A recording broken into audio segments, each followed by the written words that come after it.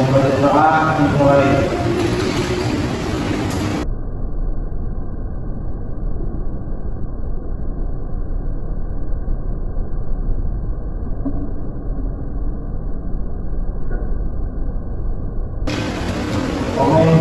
Doa selesai memberusaha.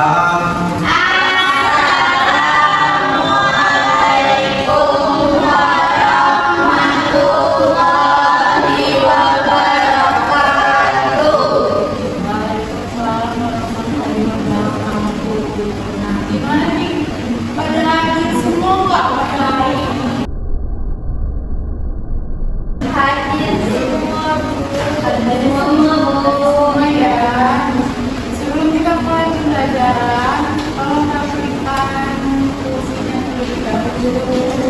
Kalau ada salah boleh diambil. Ya, dahulu. Nah, minggu lalu kan kita belajar tentang konsep ekonomi ya. Sekarang kita belajar tentang konsep pasar.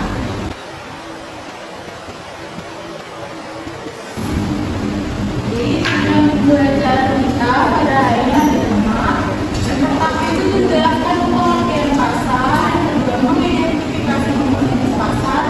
Ketiga ada yang membedakan pasar tradisional dan pasar modern. Yang keempat ada menjelaskan fungsi pasar, dan yang kelima ada menentukan sikap kerjasama dan komunikasi melalui diskusi kelompok. Nanti kita ada kelompok. Nah, selanjutnya ini ada model pembelajaran. Bentuknya itu namanya together atau NTC. Jadi itu model pembelajaran untuk orang ekonominya. Nah, selanjutnya ada metode pembelajaran. Metode pembelajaran kita sama diskusi, tanya jawab, dan presentasi kelompok nantinya. Dan terakhir itu ada penerapan pembelajaran kita pada hari ini itu kontekstual. Ini aja, jadi kita pada tahu lah ya pasar itu apa. Cuma dari sini itu ya, dari sini itu jelasin lagi pasar itu merupakan tempat atau proses interaksi antara penjual dan pembeli dalam menentukan harga dan jumlah barang yang diperdagangkan. Pasar itu merupakan sekumpulan pembeli dan penjual dari suatu barang atau jasa tertentu. Jadi kesimpulannya itu pasar itu merupakan tempat transaksi jual dan beli antara penjual dan pembeli.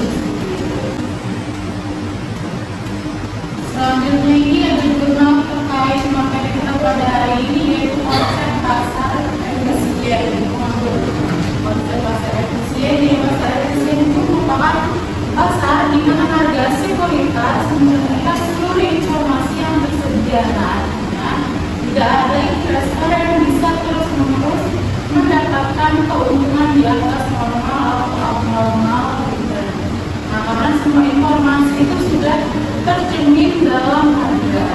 Jika untuk efisiensi pasar menurut Lama pada tahun 1970, di mana yang pertama itu adalah rumah, yaitu harga mencerminkan informasi masalah yang kedua dan kedua, atau harga mencerminkan informasi publik, dan ketiga ada uang, yaitu harga mencerminkan semua informasi itu termasuk informasi orang dalam. Nah, dalam kenyataan itu pasar sering menunjukkan anomali sehingga efisiensi pasar tidak selalu sempurna.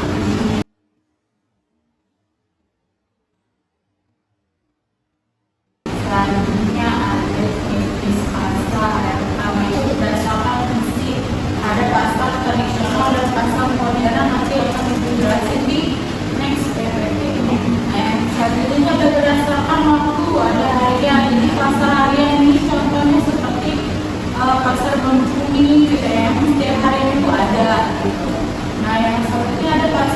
mingguan. Pasar mingguan ini contohnya seperti pasar Rabo yang ada di sini. Selanjutnya itu ada pasar bulanan. Pasar bulanan itu contohnya seperti bazar UMKM gitu yang adanya hanya satu kali di dalam bulanan. Selanjutnya ada tahunan. Tahunan itu contohnya seperti pasar malam. Selanjutnya ada pasar temporer, yaitu contohnya seperti bazar-bazar di sekolah. Jadi tiap ada event aja gitu pasar itu. Selanjutnya ada berdasarkan struktur, di mana ada dua nih kesenian sempurna dan tidak sempurna. Contohnya seperti monopoli, monosoni dan sebagainya.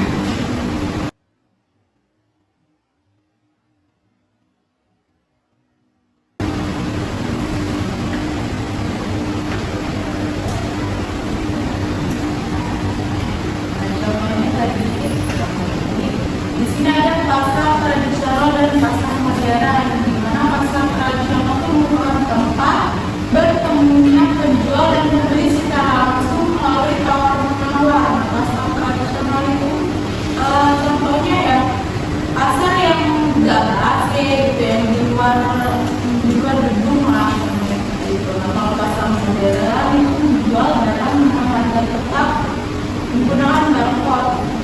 Nah, jadi pasar modern itu bersih, ber-AC, dan tidak ada tawar-menawar seperti supermarket.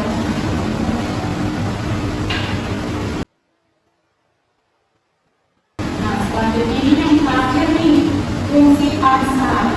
Ada 4, yaitu yang pertama menentukan nilai barang dan jumlah produksi, yang kedua adalah mendistribusikan produk, yang ketiga adalah menjaga kestabilan harga, dan keempat adalah menjadi indikator pertumbuhan ekonomi masyarakat.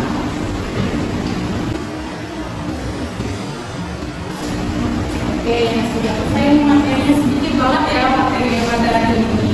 Pada tahap belum materi yang disampaikan? Tahu. Ya, kalau sudah pada paham itu ada tugas kelompok. Isinya ada 3 kelompok, 1 kelompok berisi 3 orang. Sebenarnya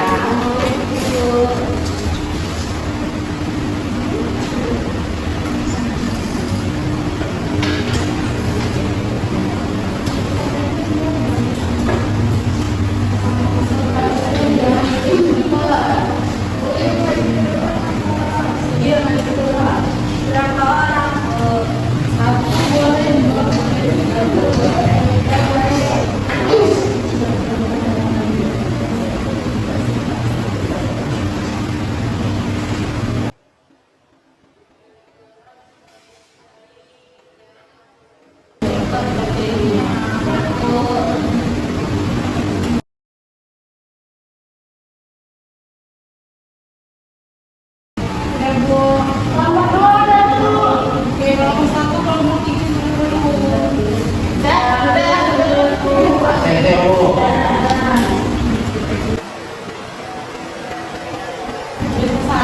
Alhamdulillah.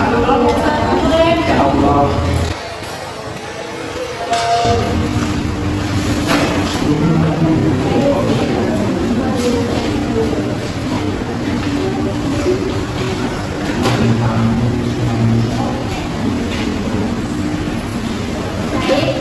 Kami dari kelompok 1 ingin mengungkapkan hasil diskusi kami. Jadi kasusnya itu tentang setiap hari warga berbelanja di warung kami untuk membeli beras dan sabun. Di warung kecilnya ada tawar-menawar dan pembelian datang. Dan pertanyaannya, termasuk jenis pasar apa walaupun lagi hidup?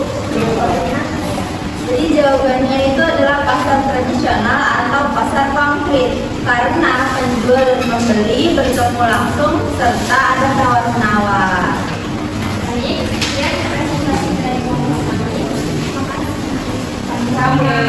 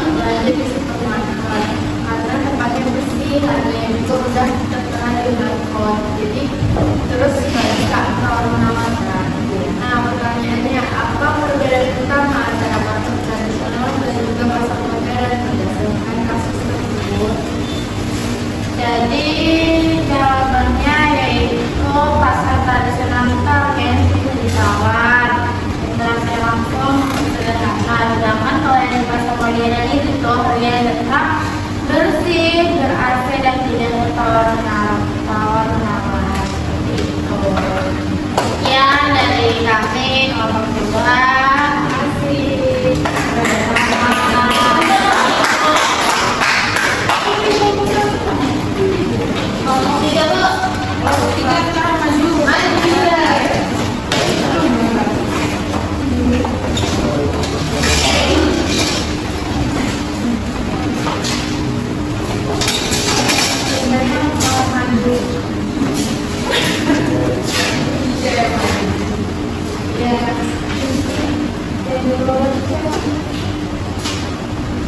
Terima Kami dari kelompok 3 akan menyampaikan hasil diskusi kami. Yaitu di sini ada kasus harga cabai naik karena pasokan berkurang. Pedagang dan pembeli itu menyesuaikan harga berdasarkan kondisi tersebut.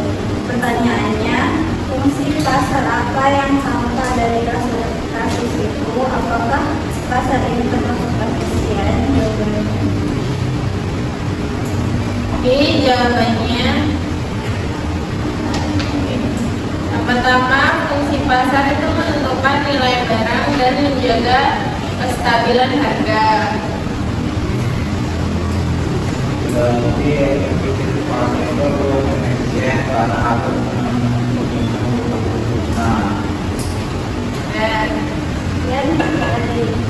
pokok kami pada pertemuan hari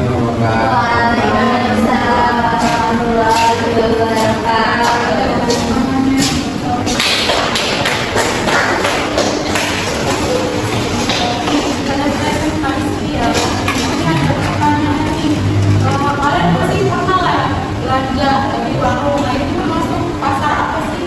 Ada yang bisa jawab? Boleh. Jadi ini termasuk pasar tradisional. Oke, betul sekali. Jadi sudah pada paham ya? Sudah Bu. Sudah selesai materi pada hari ini. Kalau ada yang mengulang materi pada hari ini, boleh Bu.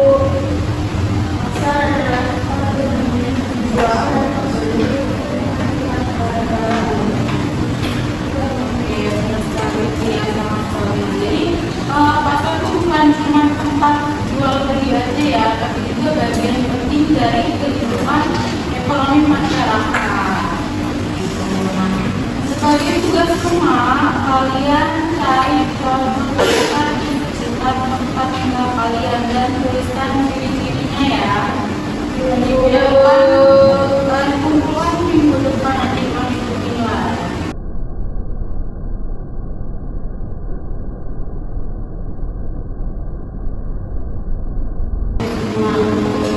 Baik anak-anak, pembelajaran pada hari ini sudah selesai. Terima kasih atas perhatiannya dan pemahaman materi pada hari ini. Akhiri, wassalamualaikum warahmatullahi wabarakatuh.